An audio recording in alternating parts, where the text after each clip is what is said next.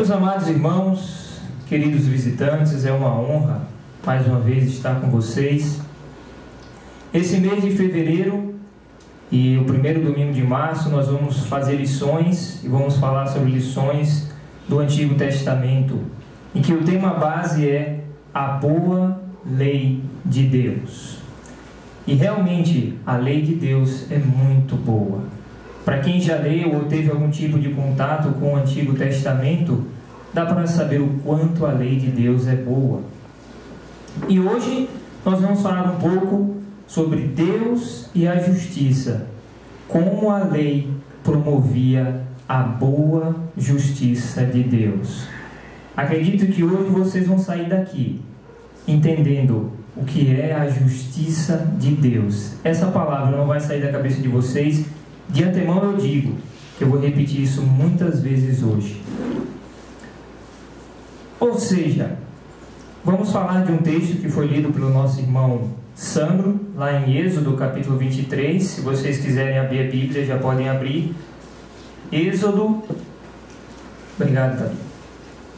Capítulo 23, a partir do versículo 1. Êxodo, o segundo livro da Bíblia, capítulo 23, versículo 1. Nessa época, não existiam juízes profissionais na terra de Israel. Todo e qualquer homem poderia e seria convocado para atuar como juiz em determinadas questões e momentos. Todos os homens poderiam ser convocados. Ele seria chamado à porta da cidade junto com outros e teria que ouvir as partes e dar um parecer. Logo, todo israelita, todos sem exceção, tinha a responsabilidade de ser justo, portador de honestidade, com verdade e honra. Era lei para os israelitas ser homens justos, honestos e honrados. E é claro, para promover no meio da comunidade de Israel um juízo íntegro e verdadeiro. Basicamente é o que nós vamos falar nesse dia de hoje, é sobre isso. O primeiro ponto que nós vamos discutir está no versículo 1 do capítulo 23, que diz: não espalharás notícias falsas, nem darás mão ao ímpio, para seres testemunha maldosa. Isso, nesse primeiro versículo, era basicamente o que acontecia antes da audiência em Israel. Ou seja, o que é que o versículo está dizendo? Para você, israelita, nada de andar fofocando, nada de fofocas, nada de espalhar boatos ou mentiras. Para um israelita justo e íntegro, não poderia viver fofocando, nem inventando boatos ou mentiras. Outra coisa, nada de tramar o mal contra ninguém. Nada de fazer o mal ou arquitetar o mal contra os outros. Para um israelita justo e íntegro, isso fazia parte do cotidiano da sua vida. E quando ele era chamado para ser juiz, lembrando que aqui ainda não tinha juízes profissionais em Israel, só veio surgir anos depois, ele não poderia tramar o mal contra ninguém. Segundo ponto, está no versículo 2, 3 e 6, que diz: não seguirás a multidão para fazer o mal, nem deporás numa demanda, inclinando-te para a maioria, para torcer o direito. O que é que esse versículo quer dizer? Nada de fazer politicagem. Não é discurso sobre política, é politicagem. Não sei se vocês já viram em empresas, às vezes dentro de igrejas, de denominações religiosas, às vezes dentro da própria igreja do Senhor, acontece a politicagem, o jogo de política. E aqui o Senhor está deixando claro: nada de politicagem na hora dos julgamentos. Nada de ir com a maioria, porque se a maioria estiver errado, você estará errando junto com eles. Nada de ir com a maioria. É preciso, nesses momentos de juízo, e eu digo de justiça, coragem e imparcialidade. É preciso que um verdadeiro israelita seja imparcial no seu julgamento. E uma coisa interessante, nós lemos na carta do irmão de Jesus, que é Tiago, no Novo Testamento, e para quem já leu essa carta sabe que Tiago escreve defendendo um pouco os cristãos judeus daquela época. E ele vai falar um pouco como é a sabedoria lá do alto. Lá no capítulo 3 ele diz: a sabedoria, porém, lá do alto é primeiramente pura, depois pacífica, indulgente, tratável, plena de misericórdias e bons frutos, imparcial, sem fingimento. Parece que Tiago está lembrando um pouco a lei de Deus desses 5 primeiros livros do Antigo Testamento, que é chamado a Torá. A lei, a sabedoria de Deus, a justiça de Deus, ela é imparcial, não tem parcialidade. Deus não toma partidos humanos. E essa sabedoria que nos é revelada, e é revelada ao povo de Israel, é preciso ser estabelecida na hora dos julgamentos. Imparcialidade. Outra coisa, não deixe a inveja para com os homens bons atrapalharem o seu julgamento. Muitas vezes acontecia isso também em Israel. Ele via os homens bons, os sacerdotes, os levitas, e às vezes tinha inveja deles, e às vezes isso corrompia o bom juízo e o julgamento. Ou seja, nada de ficar com inveja de quem é bom, israelita. Vamos agora ler o versículo 3. Nem com o pobre serás parcial na sua demanda. Nós acabamos de ver no devocional da oferta algo bem parecido com isso. Ou seja, não devemos apoiar o pobre para que não haja ressentimento para com o rico. Você diz: ah, mas os pobres não têm nada. Não tem problema. Um julgamento bem feito é um julgamento imparcial. Nada de apoiar o pobre contra o rico. É o que Deus está falando na sua justiça revelada no Antigo Testamento. Ah, mas para o rico não tem nada? Vamos ler o versículo 6. Não perverterás o julgamento do teu pobre na sua causa. Ou seja, nada de apoiar o rico contra o pobre. Deus é íntegro, a justiça de Deus é íntegra, ela é pura, não faz diferença entre homem e homem. Nada de apoiar o pobre, nada de apoiar o rico. O juízo justo tem que ser feito. Não é porque um tem menos e outro tem mais, que um é mais digno ou menos digno do que o outro. É o que Deus está falando na sua justiça. E isso às vezes, quando nós pervertemos os pobres na sua justiça, nós aceitamos suborno para isso. Isso acontecia muito no Império Romano Antigo. Às vezes, infelizmente, acontecia também em Israel. E Deus está advertindo, Deus está chamando o povo de Israel a não fazer isso.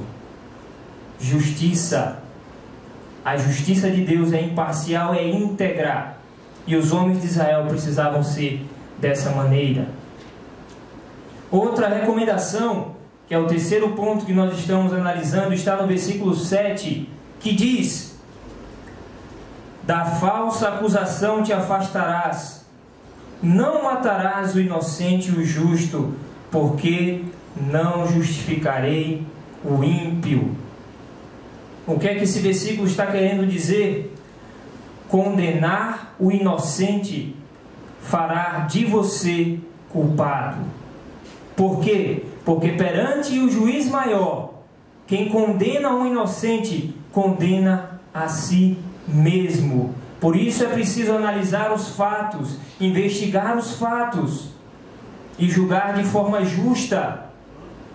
Porque quando julgamos, e ele está falando, quando os israelitas julgavam e condenavam os inocentes, eles eram culpados diante de Deus, estavam condenando a si mesmo. Eram dois julgamentos, duas condenações. O inocente era condenado e quem condenou injustamente também era condenado. Quarto ponto que nós vamos ver hoje está no versículo 8, que diz: também suborno não aceitarás, porque o suborno cega até o perspicaz e perverte as palavras dos justos. O que é que o versículo está querendo dizer, irmãos e queridos visitantes? Não participe da corrupção. Fuja da corrupção humana, da carnalidade.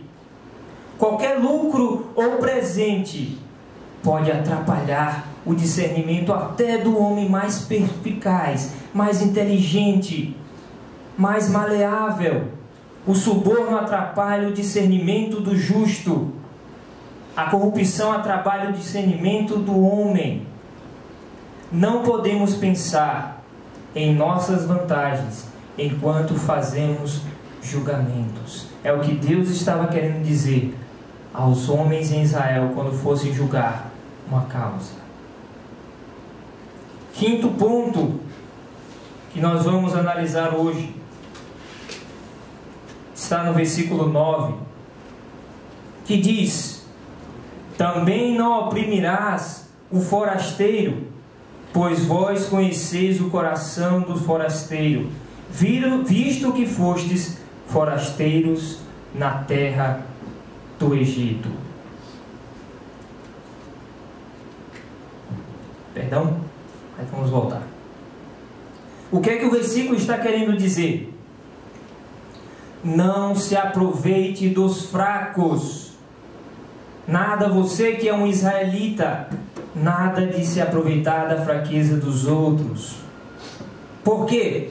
O estrangeiro naquela época que ia ou compartilhava alguma coisa com o povo de Israel não tinham direitos legais como eles. E aqui Deus deixa claro: não se aproveite disso, porque eles têm direitos diferentes. E por que Deus advertiu o povo para fazer isso? Porque vocês precisam recordar, e lembrando que o livro de Êxodo é o livro da saída do povo. É o livro em que mostra o povo saindo da escravidão, do serviço ao Egito. E Deus começa a imprimir a sua lei no coração dos homens, e é claro, no livro da lei, através de Moisés que escreveu o livro. É o livro da passagem: vocês foram estrangeiros e por isso não se aproveitem dos estrangeiros. Não mexa na fraqueza dos outros. Seja íntegro e seja justo. Isso é uma grande recomendação para o povo de Israel. Mas agora você se pergunta: irmão, você só está falando aí de Israel, de Israel, de Israel. E para nós hoje, como isso se aplicaria para os discípulos de Jesus, que são a nação de Deus aqui na terra, que é a igreja de Cristo, a união? Nós vimos na ceia hoje a unidade de pessoas que unidos formam a igreja do Senhor aqui na terra. Uma pequena porção do reino dos céus, irmãos, está aqui na terra conosco, e a sua igreja. E essa lição para que serve para nós hoje? Como podemos aplicar para os discípulos de Jesus? Primeiro ponto: por entendermos a justiça de Deus, e hoje entendemos a justiça de Deus como igreja, temos a opção de não fazer fofocas. Temos essa opção, irmãos, de escolher: eu não vou fazer fofoca. Ah, o irmão X se veste desse jeito, o irmão Y se veste daquela forma. Nós podemos escolher não fofocar da vida de ninguém, seja no trabalho, na escola, na igreja. Ah, o irmão Márcio se veste bem, o irmão Márcio se veste mal, seja lá quem for, não se veste bem. Nós temos a opção, por conhecermos a justiça de Deus, de não fofocar sobre a vida de ninguém. Outro ponto: por entendermos essa justiça de Deus, podemos não fazer boatos ou mentiras. Porque nós, como discípulos de Jesus, entendemos a sua justiça. E hoje em dia tem uma corrente muito forte, principalmente na época de eleições, chamadas fake news. Não sei se vocês já ouviram falar, mas é o que mais teve nessas eleições passadas e tem acontecido muito de várias maneiras. Essas fake news que tanto atrapalham. Quem gosta aí dessas redes sociais, WhatsApp, Facebook, que às vezes gosta de espalhar essas notícias, essas fake news que tanto atrapalham a vida das pessoas. Por entendermos a justiça de Deus, nós, como discípulos, podemos escolher não divulgar essas fake news. Estude, analise os textos antes de enviar para alguém. Até mesmo religiosos, textos religiosos falando mal de pessoas, e seja lá do que for, casos que aconteceram há 5 anos atrás, voltam à tona, e vários de nós pegamos nosso WhatsApp lá e mandamos, encaminhamos para grupo, para pessoas, para várias gente. Estude, analisem, não espalhem boatos. Nós podemos escolher não fazer isso hoje, porque entendemos a graça e a justiça de Deus. E eu digo nem espalhar, para nós nem iniciar. Quem pensa um dia em fazer algo dessa natureza, reconsidere, porque você tem a opção de não fazer, graças a essa boa justiça de Deus. Outra coisa, podemos hoje, como discípulos, não tramar o mal contra ninguém, seja lá quem for. Arquitetar o mal contra os outros não faz parte da vontade de Deus. Pelo contrário, Jesus ensina totalmente diferente, e é uma forma muito difícil para mim. Um dos ensinamentos mais difíceis de Jesus é: retribua o mal com o bem. Não é fácil, gente, retribuir o mal com o bem. E a gente não precisa arquitetar o mal contra o maldoso. Pelo contrário, se alguém faz mal contra você, retribua com o bem a favor dela. Isso é fácil? Não é. Mas se você quer seguir os passos de Jesus, entendendo a sua justiça, não faça o mal a ninguém. Pelo contrário, faça somente o bem a todos, maus e bons, porque Deus faz o bem a todos. Segundo ponto, queridos irmãos, eu disse que ia repetir muito isso. Por entendermos a justiça de Deus hoje, podemos não fazer politicagem. Mais uma vez, não estou falando de discutir sobre política, é politicagem, esse jogo de tomar lá da cá.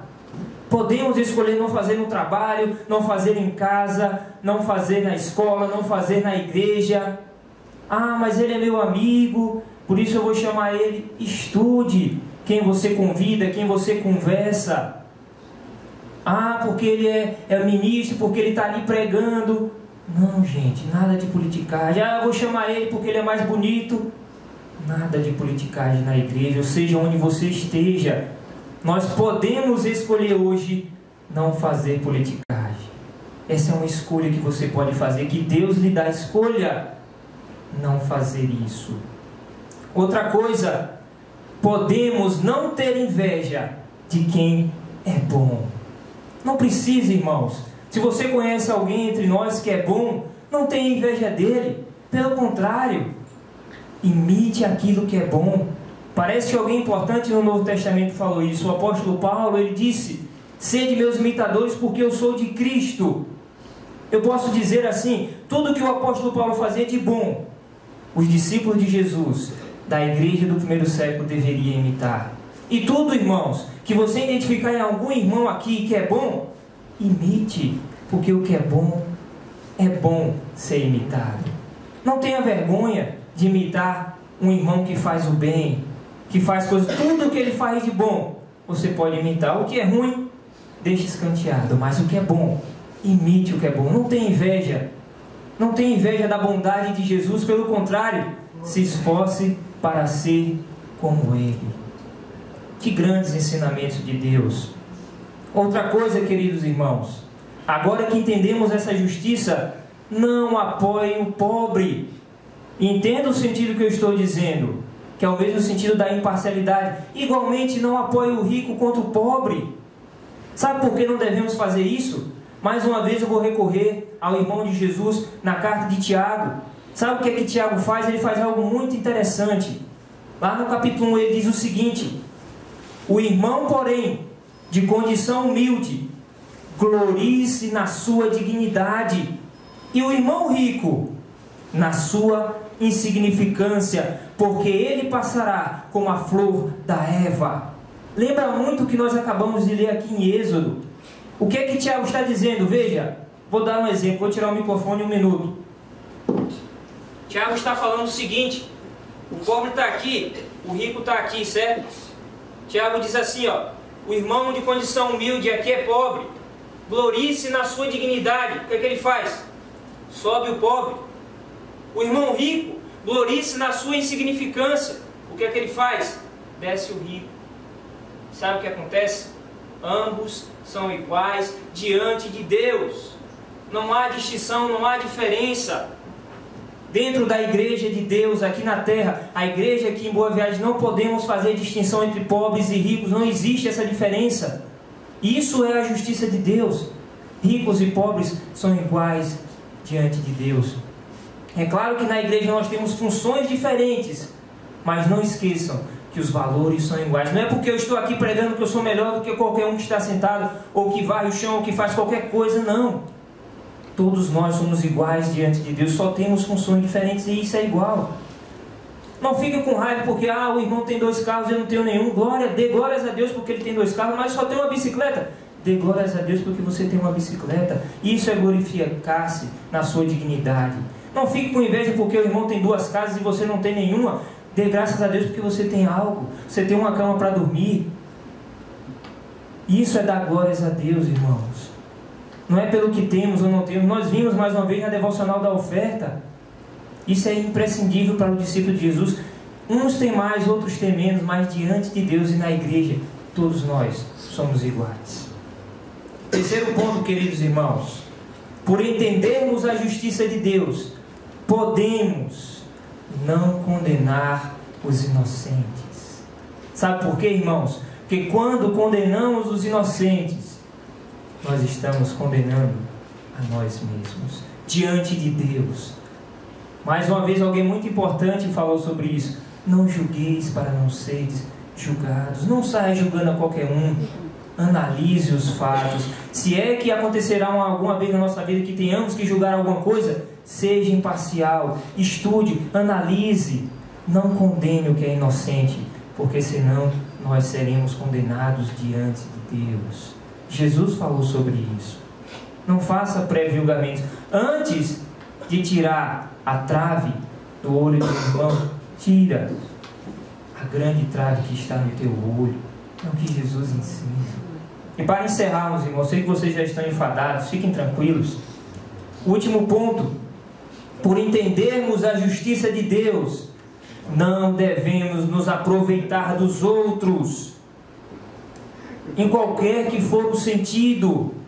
Não devemos nos aproveitar dos fracos, dos estrangeiros, como os israelitas, daqueles que têm menos direito legal, entre aspas, do que nós. Não se aproveite dos outros, não pise nos outros. Entenda que você é igual a todos. E os discípulos de Jesus, a igreja de Cristo aqui na terra, todos nós somos iguais. Não se aproveite dos fracos, ou até dos fortes. Não se aproveite dos fortes porque ele é forte, entre aspas. Ele é rico, eu vou me aproveitar porque ele é rico. Ele é pobre, vou me aproveitar porque é pobre. Não se aproveite. Nós temos essa escolha. Por entendermos essa justiça de Deus, podemos escolher não fazer isso. Por fim, eu vou dar um exemplo que aconteceu recentemente, que eu acho que todos aqui ouviram falar, quem assiste televisão, se não vai ouvir agora.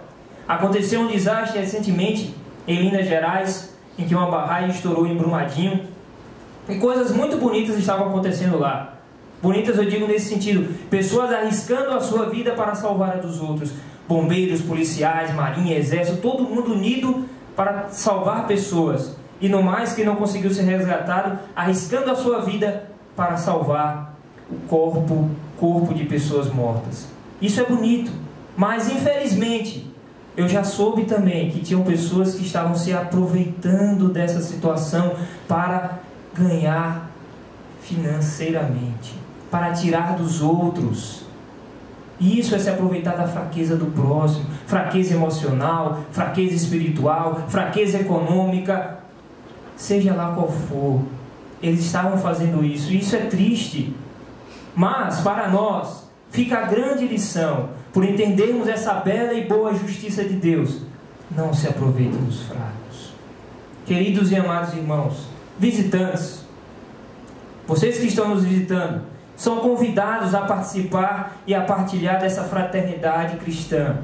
Venham fazer parte do corpo de Cristo. É um convite a vocês de partilhar tudo isso que nós acabamos de falar. E você vai conhecer pessoas que se esforçam para viver dessa maneira. E para nós que já somos discípulos, a lição fica: se tudo isso que nós fazermos, se tudo isso fizermos, entendendo a justiça de Deus, naquele último dia, nos assentaremos à destra com o Pai, junto com Jesus.